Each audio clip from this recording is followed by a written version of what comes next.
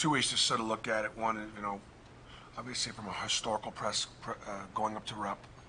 I guess the thing that jumps out at me is excited for, let's just say the players have not been there before. Malik Dunbar is a senior, played Kentucky at home, but he's not played them there. For example, that's kind of like a bucket list thing. To coach there, to play there, it's a pretty cool deal.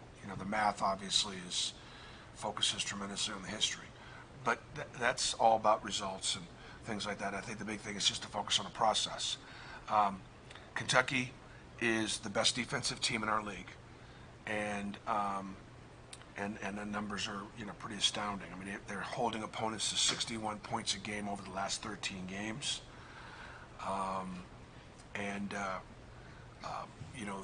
they're one of the most physical teams in the country with the way they defend, the way they rebound. I mean, their rebound margin is fourth best in the country at plus 9.2.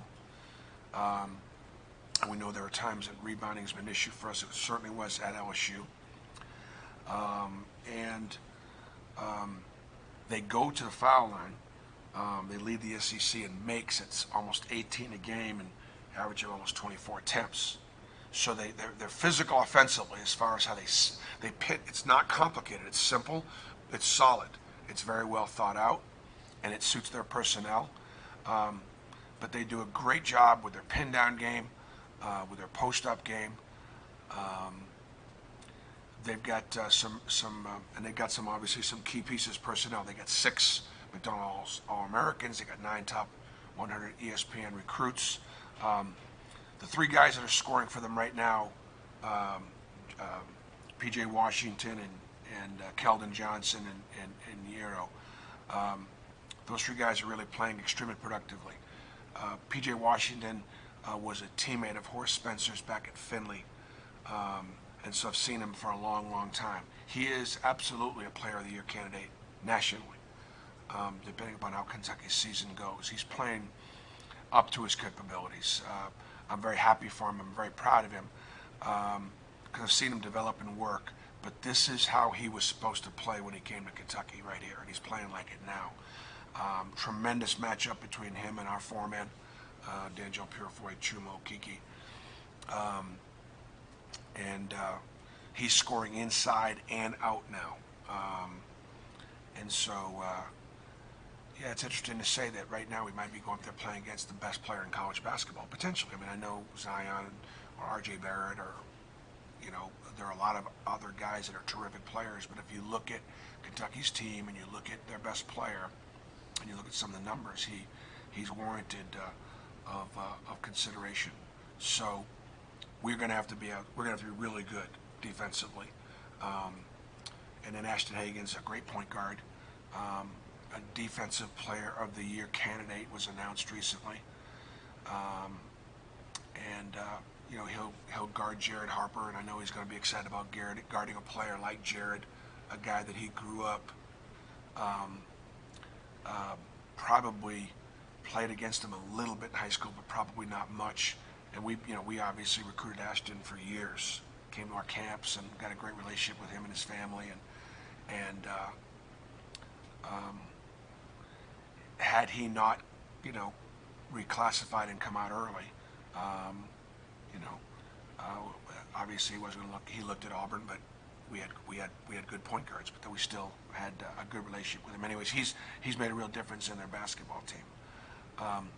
They don't have Reed Travis, which could hurt their depth inside. And then Travis was playing very well. Big factor for them defensively. Really good screener. And so Nick Richards I believe he was a McDonald's All-American. So just rotate somebody else into that position.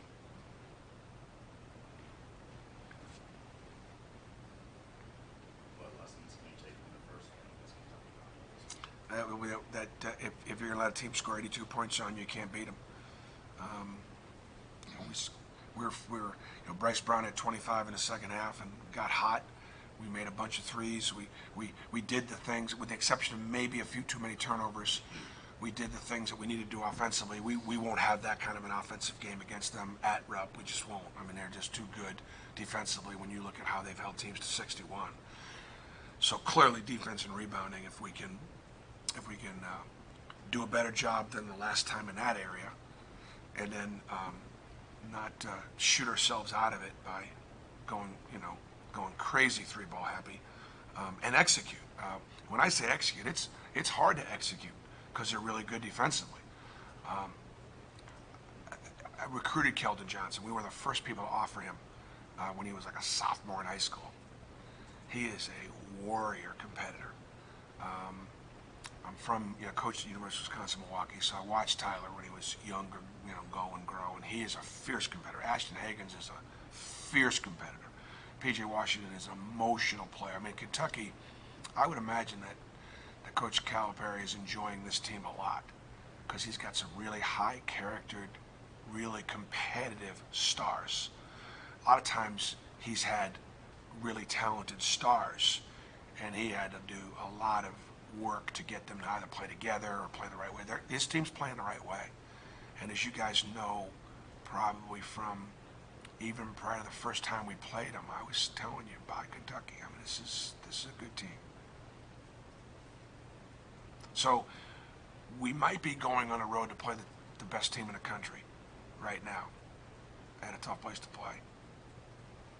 And we're going up there thinking we have a chance to compete, which is a really positive thing. Now, I know I've been there. It can get out of hand now. It can get ugly. But our team, I think we have enough pieces that, and we have enough to know what we need to do. Now the question is, can we do it? But at least we got a chance. Continuing to see Austin take those strides. You see it just a little bit every day, He got to the line 6 times. He got it deep. He moved better. So he's been able to practice a little bit harder, push himself a little bit, and I think he felt it a little bit towards the end the other night, but he was pushing a little harder, and I think that was really good. So he's getting closer. With Kentucky not having Reed Travis, do you kind of view this as another opportunity for Austin to kind of assert himself? Yeah, I do. But Nick Richards is an elite rim protector. So Reed Travis was a great rebounder, defender, screener, physical presence.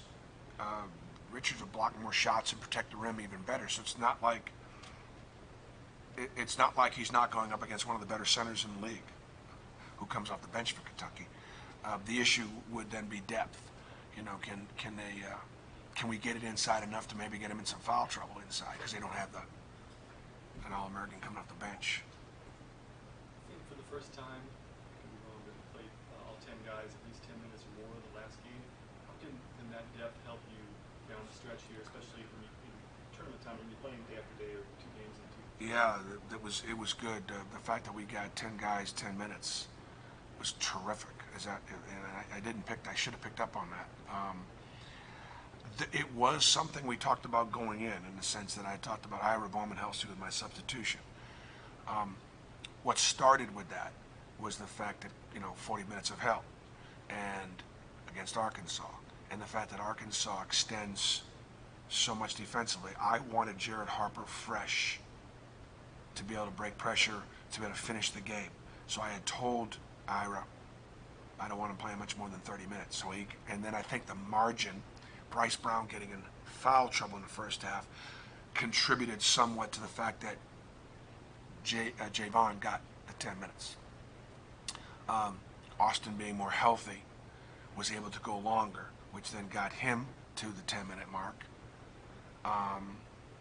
And then D'Angelo got a rotation at the 3, which he hadn't gotten yet, which then got him to the 10-minute mark. So, based on some decisions that we kind of made prior to the game, the end result was the fact that is pleasing to me because I do think that we were tired 2 weeks against Ole Miss. I thought Arkansas looked fatigued against us. It's no criticism of us or it's a long year. It's just, it is. It's a grind. And I think that having the bench play a little bit more, having a little bit more depth, I had mentioned it the other day. It would be nice to win a basketball game without Bryce Brown and Jared Harper having to play great. Now, we can't beat Kentucky unless they don't play great. That's different. Do you expect to go with the same starting rotation that you went with in the last game? There's a chance that we'll start the same way. It's not a huge departure because both Samir and Malik both play. So Malik would like me to think that the reason why he got off to a 22-1 start is because I started him. And if he feels that way, then I want him to feel that way.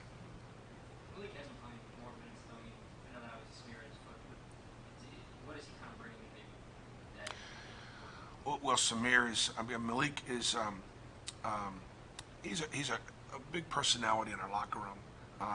He really is a good person, and he is very unselfish when it comes to sharing that enthusiasm and the energy, and he really cares about his teammates.